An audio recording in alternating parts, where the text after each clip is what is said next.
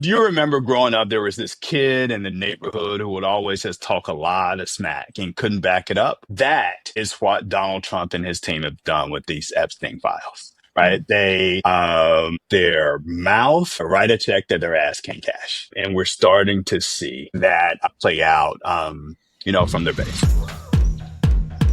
Jamal, good to see you for our Trailblaze therapy session. How are you today? I'm good. How you doing, Nayyera? It's another week and in Trump America, and we're keeping on. I am very, very intrigued by how MAGA is imploding. And it's not about Elon Musk. It's not about the debt or the deficit or actually policy issues. It's about Jeffrey Epstein. Like, what? I know. They can't take it. They finally realized that Donald Trump can't be trusted. It just took them a while to get to it, but it seems. Do you think like that's what they've realized? I don't know. I don't know if everyone's quite there yet. I think that we're at it's the entry drug, right? This is the part where everybody starts to ask the question, like, what is this guy really up to? Is he really, there for us? I don't know. Listen, I think there's a lot going on this week. Obviously, there's the president of the United States is going against Vladimir Putin, it seems, in a deal to try to arm Ukraine. I mean, it's the most roundabout deal, like funneling arms through NATO and money from this country and all that, in order to instead of just sending the arms straight to Ukraine and doing it the way most people would do it. But you know why that's why around. Well, that was the pattern, and part of why the needle that Biden was threading, because back then Putin was all like, the United States is trying to go to war with Russia. So if you funnel it through NATO, it's not the US versus Russia. It's NATO on the continent defending friends and allies on its borders. So that's the way it gets done. And even though, and it doesn't fall into Putin's narrative, but the irony is that part of why it's still being done that way and not direct is because this is the last of the Biden era arms. Congress had approved it. Biden administration was ready to go. It was a change of government. So Congress for the last several months has been like, why is this stuff not moving? Why is there this temporary halt? We decided that this needs to go to them and get it to them. Right. So, okay. So that's great. So then you can tell us, because you know all about this kind of stuff. This is why, I love talking to you about this. You've been around this foreign policy circle for a long time. So Trump is out here trying to arm Ukraine, but not take the blame from it from his people. He's also going into Iran, which is something he said he wasn't going to really start wars. And so I think some of his people are mad about that.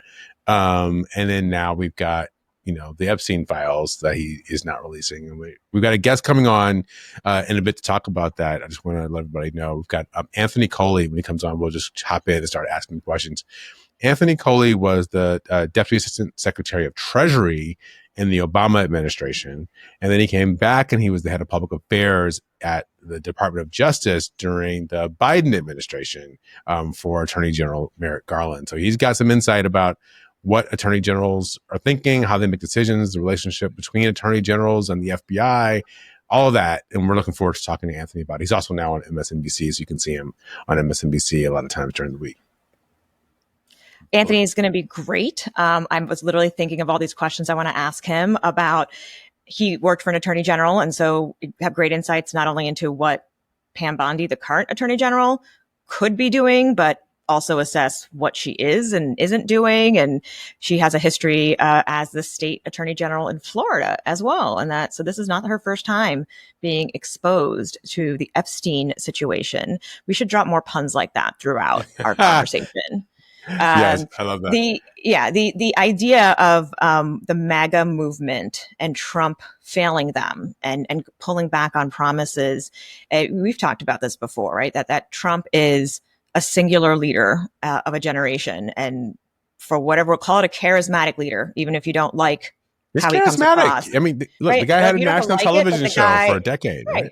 The guy clearly draws eyeballs and draws attention and gets that in whatever ways he gets it. And for many people that's going to be enough, but that is not a winning coalition. That's not enough to keep control of the Senate or the House. And so as people in the movement get dissatisfied, they're going to take that out on the next in line, which is a senator or member of Congress. And interestingly enough, there were several senators who said they hated the bill. They voted on it anyway. And by the way, we're not going to run for office again. So they stayed, they instead of, they would rather just keep Trump happy than have to go back to constituents and explain why they did what they did. You could have also just voted against the bill and then not run for office again, but you were that worried about your last few years in office about how miserable Trump would make you. So, right, that's some of where the charisma and the control comes from.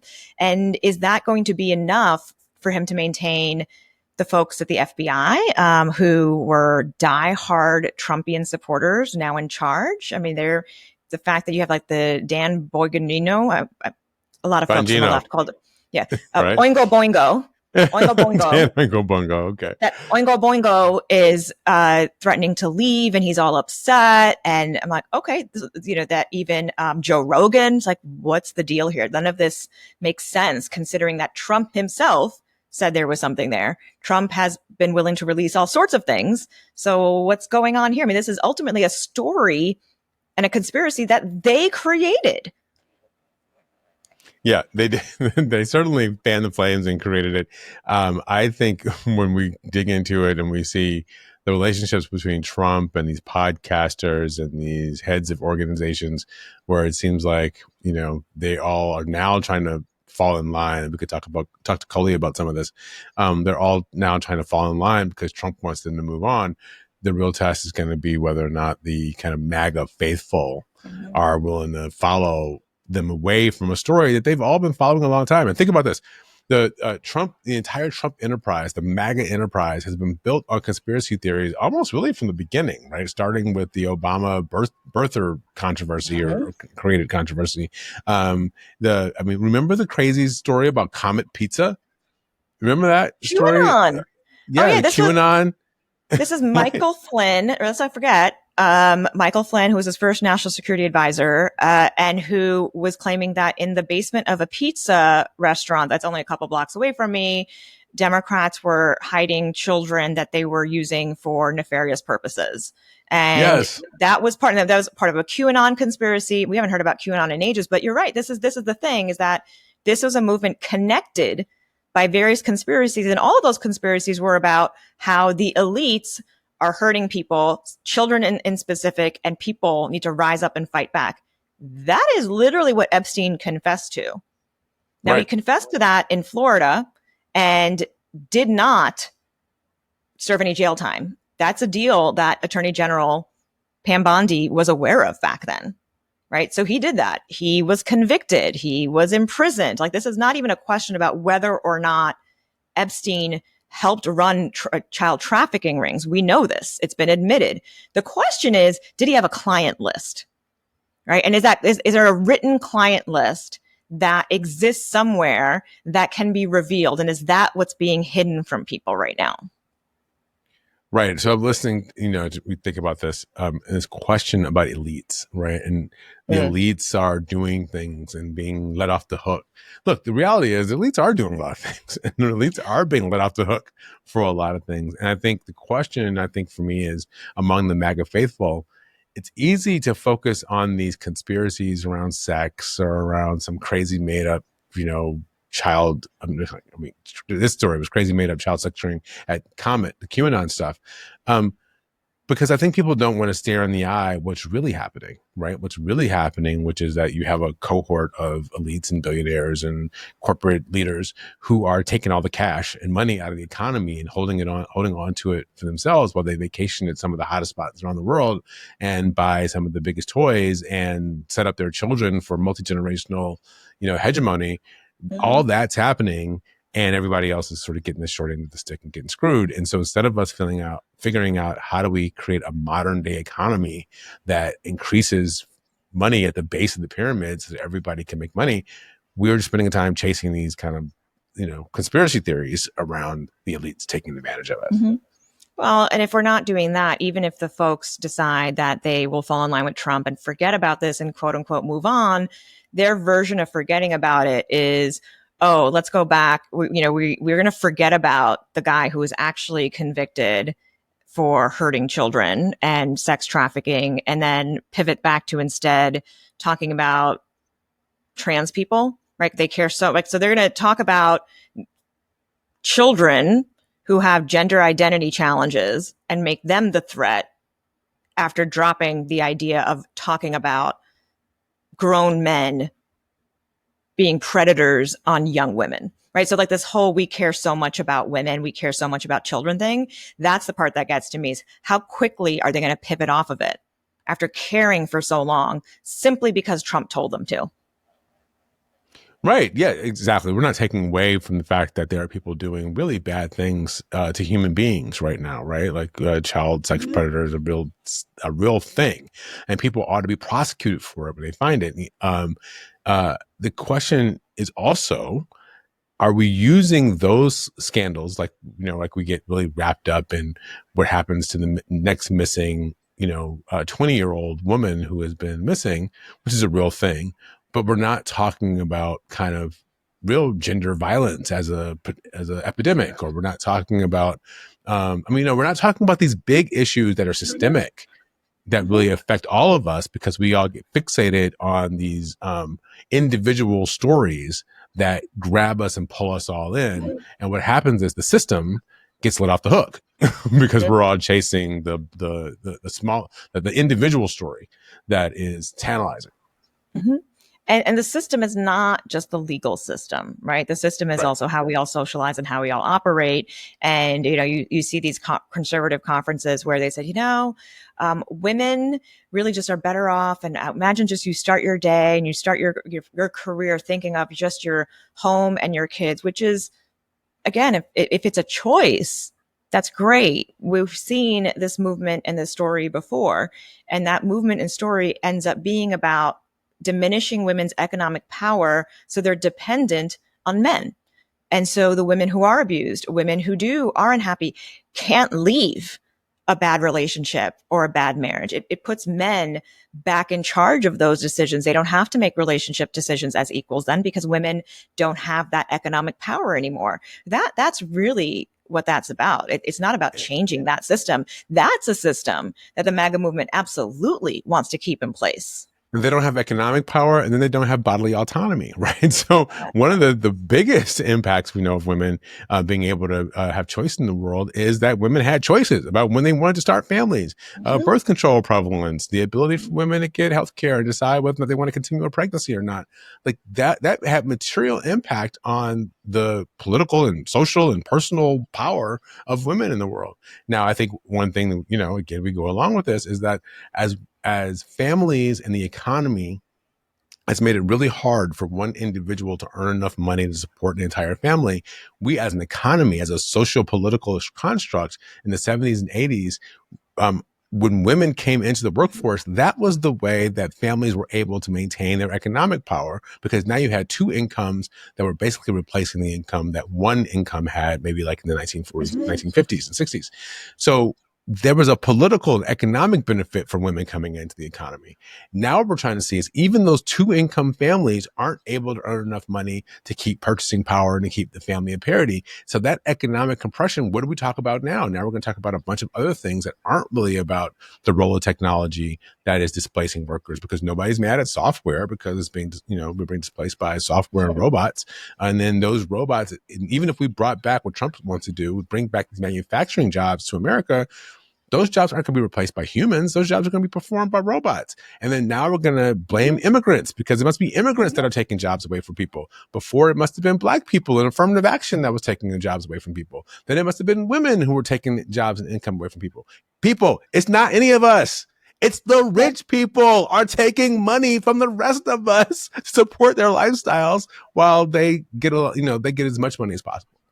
So I'm sorry, I took a long tour to get back to that point, but it's like there's a lot going on here. Also, good luck raising a family in America without two incomes right now. Right. Like, truly. I mean, you must be really, really independently wealthy to be able to live in a big city and raise a family right now. Like, it's just not, that's the part of the system again, right? That's the part of the system where for example, if you want that high paying job, you need to get a college degree or an advanced professional degree, and somebody with money can pay for it outright. But you can take out student loans and you can pay back interest on that. And then you have to figure out how to pay that off for the next 20 years of your life, right? Like those are the choices that are given to everybody else if you're not already inherently rich. And all of those are not the parts of the system that are getting attacked and getting tackled by the MAGA movement. I mean, they've somehow convinced people in that movement that they are better off with not having student loan debt canceled. Right. I mean, it's already been written off the government books anyway. Like, let's be clear. Like this is not real money. The debt is not real money for student loan debt of how that gets processed on the government accounting books. It makes no difference to the government, but somehow people feel that needs to stay there and people need to be held accountable. I'm like, congratulations. You're just making things worse for yourself. You've got to keep paying interest to the banks, because we can't talk about the fact that, again, there are so many people making so much money off of the system the way it is now, and you're not going to really be able to repay that loan for a long time. And at the bare minimum, what the government could do is get rid of student loan interest. Right. So you just pay back the interest. Okay. You take out $10,000 to go to school, you pay back $10,000. That's it. Right. And that's it. Like, maybe you can make an argument for that. Right. Like, oh, okay, you took out this money to go to school, pay it back. But no, that's not what happens. You take out $10,000 and you spend 20 years paying $25,000 back, or some crazy amount of money once you add in all the interest over the course of all those years. And you pay the interest first, because the bank gets paid first. That's right. They want to make sure they're making their profit first. Right. But again, the entire movement has been convinced that that's a bad idea. Right. And they're convinced that the rest of us are the problem, right? That there must be some other group that is being preferred, because in the conservative world, it's the political elites that are causing all the trouble. Now, look, in the Democratic world, in the more progressive world, we say it's all Wall Street elites. I mean, the truth is there is kind of a cozy relationship that happens, right, between people who are in government or in policy and in media and in, banks and all that stuff. They all look out for each other. The question, though, we have to decide as a society is, what do we want to support so that real people can have good lives? And are those of us who might make a little bit more money, are we willing to pay a little bit more in taxes in order to let the entire society thrive? Or do we just want to have a society where nobody makes any money and everybody's at each other's throats because we're not willing to talk about it?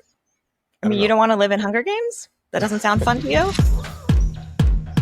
Joining us now is Anthony Coley. Anthony used to be the Deputy Assistant Secretary of Treasury for Public Affairs in the Obama administration, and then the head of Public Affairs in the Department of Justice under Attorney General Merrick Garland. He's now, you can see him on MSNBC a lot of days and nights and early mornings. You do that early morning shift over there. Yeah, way too early. I think that is the most appropriately named show in all of television. Way too early. It's way too early. Nayyera is a denizen of those early hours over there too. So I just wanted to welcome Anthony. Anthony's an old friend. I want to welcome Anthony to Trailblaze, because obviously this week there's a lot going on around the Epstein Files, as we've been talking about here. And we want to talk a little bit about the politics, both internally at the Department of Justice, how these things get sorted out, and then externally, what is happening in the MAGA movement. So, Anthony, if you could just give us a little scene setter, as much as you know, about this memo that came out from the Department of Justice and the FBI together, saying that there's nothing to see here, nothing to know, everybody move along. What's so interesting about this memo is that it was unsigned, right? No one had any gumption or any, confidence, I think, or I think perhaps they were just nervous about the blowback that they would get from the MAGA faithful if they put their name on it. But this is really, if you want to step back here, this is really a problem of Donald Trump's own making, right? When I think about Trumpism, conspiracy theories themselves, much broader than Jeffrey Epstein, are foundational to Trumpism, right? If you rewind the tape to Donald Trump's emergence on the political scene, Jamal, you know this, Nayyera, you know this as well. It started on the national political scene with birtherism, right? That's how Trump rose to national political prominence. And of course, the biggest conspiracy, I would say, of the last 10 years is the big lie of 2020 election that he somehow won the election and, Joe Biden stole it from him, right? That was disputed by more than 60 courts, his own attorney general, others within his administration debunked that. But if you look back to this particular conspiracy theory about Jeffrey Epstein, what makes it so interesting to me are I have two kind of foundational pillars. One is that Donald Trump knew this guy, right? This is not some guy he didn't know, right? Yeah, This we've is a seen guy video. who, Yeah, we've seen they were video. videos together, they're photographs together. The Washington Post reported that they flew from New York to Palm Beach together. They were neighbors together. Donald Trump called him, I think in 2002, a terrific guy, said he was very fond of the women, including some of the younger ones. And so, you hear all of this stuff and you're like, okay, this guy actually has a intimate knowledge of who Jeffrey Epstein is. That's the first thing. And then the second foundational pillar is that this entire mess started on Donald Trump's watch, right? Think about it. Jeffrey Epstein was rightly charged, rightly arrested on Donald Trump's watch in his first term. He was jailed in Donald Trump's first term, and he died in Donald Trump's first term, right? And instead of letting the process play out, what did this guy do? Donald Trump, he was tweeting conspiracy theories on the day of Jeffrey Epstein's death. And then he gets out of office, and what do we see? Him fanning the flames even more. And now we have a situation where we're years after the fact, and the dog has caught the proverbial car, right? That's where we are right now. So along that line, dog catching the car and this long setup to this. Right. So many times that Trump said that there has to be something to reveal. So many times that the current Attorney General, Pam Bondi, has said that there are tapes, hundreds and hundreds of hours of tapes. And then she said she was looking at the documents on her desk today. Right. All of these. Isn't that ridiculous? This is ridiculous. Like, what are you talking about? What are you doing? Right. And then to have a memo that comes out saying, there's really nothing to see here. So from your perch, having been the person who manages the public release of documents and works with an attorney general, what is going on over there? So let me just start with there have been two main players over the last week or so in this mess. There's Pam Bondi and Dan Bongino. So Boingo boingo. What do you? Oingo boingo. Oh, I haven't heard that before. Let's call him that. Okay, so Pam Bondi. No disrespect to Pam Bondi. On paper, she looks qualified to be the nation's attorney general, right? Two-term attorney general of the state of Florida, longtime state prosecutor before that. But to be a good attorney general, you have to have independence. You have to have fidelity to the facts and the law and the rulings of courts, like all of those things. But it's that last part, respect for courts, where Pam Bondi lost me and everybody else who are pro-democracy and pro-constitution. You will remember she was on the ground in Pennsylvania in 2020 talking about fake ballots and mass cheating that didn't exist, right? Contrary to what the findings in multiple courts were. So that, to me, is disqualifying, right? Think about Trump's last attorney general, right? That's why he fell out of grace with Trump. But Pam Bondi, he has never apologized or changed her stance about the big lie, right? Yeah. And so Dan Bongino, real quick about this dude, the number 2 position at the FBI is traditionally a career FBI agent. It's somebody who has served 15, 20 years. And that's by design, because this person is the COO of the Bureau. It requires deep expertise. It requires, just think about a COO of a major corporation. Now, Kash Patel, during his confirmation hearing, Kash Patel rightly agreed or gave assurances to the FBI Agents Association that he would stick with that tradition. So, I got a lot of problems with Kash Patel. He said, you know what? I'm going to stick to this tradition. What happened? Donald Trump parachutes in and says, no, we're not going to have that. I want Dan Bongino to be the number 2, the deputy director of the FBI. And so what do we have? We have a conspiracy theorist and somebody with no FBI experience in the number 2 job. And so these are politicians and conspiracy theorists that are in these high levels of problems. So you can't really talk about the current state of play until you really define and delve down on who these folks really are. All right. But then what? Right? Because Right. we know they're there. We know that at least one of them, the deputy you were talking about, is really upset that more isn't being said, more isn't being shared. So what's the deal?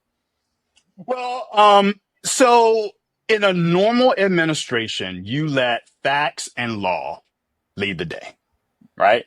And you don't talk outside of that, right? You let the facts speak for themselves. Now, there are extremes to this situation, right? In Merrick Garland's Justice Department, he was a Boy Scout. He followed the letter and the spirit of the law.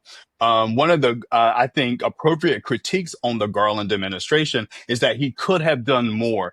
Not outside the 4 corners of an investigation, but he could have done more to explain the process that he put in place to insulate investigations from politics. But instead, Garland, more often than not, was buttoned up. And in that gap, that space, people began to put their own thoughts in here, right? So that's like one extreme. You don't talk you don't talk at all about anything about what you're doing. The other extreme is what we're saying here, where you have folks who are saying, facts be damned. We don't care what the law says. And we are going to try to thread this needle where we give the MAGA faithful some of what they want, but the facts don't support it. So I think, Nayyera, the way out of this for them, I think, is to try to kick the can down the road. So I would say maybe before the end of the week, I think they're going to appoint a special counsel of some sort, right, to just kind of relieve the political tension that they themselves have created, and that in and of itself is political, right? There's no need to appoint a special counsel here because they've already had a DOJ Inspector General look at this and come to the same conclusion that the person who performed the autopsy came to the conclusion. And so, I mean, this is really, they've created this MAGA Frankenstein of sorts. And the only way, and they're afraid of this MAGA Frankenstein, right? The only way to feed it is to give it lies and conspiracy theories. And now they got to try to figure out how to not be consumed by this creation that they themselves have made. So now we're getting to the interesting part for me, which is the Pam Bondi politics or the MAGA politics and what's happening with Pam Bondi. So Pam Bondi comes out. So in June, she says, she's on Fox News and she says, the case is on her desk. She's arguing whether or not she's talking about the files on her desk, the list is on her desk, whatever. The case is on her desk and it's horrible and it's going to be, explosive and all that stuff. Right. So she says that in June. So then they come out July 6th with this memo that says nothing to see here. The president in a cabinet meeting where she's being questioned by reporters basically covers for Pam Bondi and tries to, give her some space and says, don't blame her for this, which raises the question to me, who's covering for who, right? Is the president covering for Pam Bondi or is Pam Bondi covering for the president? And now he owes her something because the forces of MAGA have been coming for her, including Charlie Kirk and that whole gang over the last weekend who've been attacking her. All the MAGA kind of bro squad and even Megyn Kelly and others who've been attacking Pam Bondi. It's funny she's taking on all the weight and Trump is still sticking by her. The question is for me, can Trump afford to fire Pam Bondi or does he really have to stick by her because she's the one who's covering for him or covering for some of his friends who may have been implicated by what's in these files? Yeah, I think he sticks by Bondi. Because Bondi has been a loyal soldier to him. And when I compare Pam Bondi to his first two attorneys generals, Jamal, like they were both conservative Republicans, right? But they both had lines that they wouldn't cross for this man. Right. You remember Bill Barr. We talked a little bit about the big lie. Barr refused to go along with Trump's big lie. The attorney general before him, Jeff Sessions, appropriately recused himself from the FBI investigation of Russia interference in the 2016 election. And not only did he recuse himself, but Trump wanted him to shut it down. He didn't do it, right? And so Trump learned a valuable lesson between Trump 1.0 and Trump 2.0. Which is that people, we've heard this before, people are policy, right? And so now we have people, he has in Pam Bondi, somebody who is absolutely loyal to him. And I would almost say, guys, that loyalty isn't strong enough a word, right? We all have loyalty to our families, right? For example, spouses have loyalty, one spouse to another. But what he has in an attorney general and Kash Patel as FBI director, he has people who will be blindly obedient to him, despite what the facts are, despite what the law demands. Blind obedience is what we are seeing playing out. And just to button this up, Jamal, I think that's why he's going to end up keeping Pam Bondi, because she's blindly loyal to him. Yeah, and I bet another the same way Senate confirmation hearing isn't exactly what they wanted. Right. Same thing of why it's easier to keep Pete Hegseth there than have to go through a whole nother round, right? Because at the end of the day, they'll both go out and say what Trump wants on television. I just don't understand how they thought, after all the buildup, dropping a memo like that on a Monday would actually help them, right? So what did they just think people would listen and forget about it? And it wasn't a good rollout, right? We just saw it took 72 hours for the president to call Charlie Kirk, right? Like, well, why wasn't Charlie Kirk on the top of your call list, right? I mean, like, there are people, if you're gonna drop a memo, you have people that you know are influential within your community. You reach out to them, you explain, like, they could have nipped this in the bud, but I don't think they were braced for the reaction that we saw, that I think reached fever pitch over the weekend, particularly at the Turning Point USA conference. Did I say that right? Yep. You know, they just happened to be gathered right as this stuff came out. Yeah. You know what it says to me? I got to tell you, Trump from the very beginning has been awkward about this, right? When he was asked the question during the campaign, would you release the RFK files and the JFK files? Sure. The UFO files? Absolutely. Big national security secrets. I'll do it all. What about the Epstein files? Well, you know, we got to be careful about that because you don't know who got up in there. That's like a little something we get. We need some more due diligence, right? So he's been careful about this. And then they have this sort of clumsy release the other day. Look, I don't know what's in there. I don't know what it is. But let me just tell you, my sniffer is going off. There's something about this that the president is uncomfortable about. Pam Bondi is the president's toady. She is making sure he doesn't get sideways, or his friends don't get sideways, or somebody else they care about doesn't get sideways. And I just think sooner or later there will be more about, maybe not so much about Epstein, but about how Trump and Bondi and this gang tried to keep this thing, you know, quiet, and maybe they didn't even talk to the people who run the communication shop, right? Like maybe they didn't even like go through the process because they didn't want a lot of people to know what they were up to. I don't know, but I got to tell you, it just seems fishy.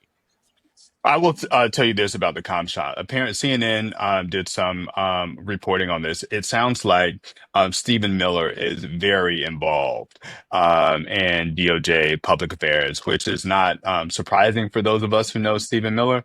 But that's just another data point on just a departure from the norms. When I was I don't know at if you know DOJ, this. I don't know if you know Right. this, Anthony. When you read DOJ, obviously we've been friends for a long time. When you read DOJ, I said casually in a meeting when I was in the White House, I said casually in a meeting, "Oh, I just talked to my buddy over at DOJ to get to try to get some scheduling thing. I was just trying to understand like what was going to happen, some release that came out, and when it, trying to get the back."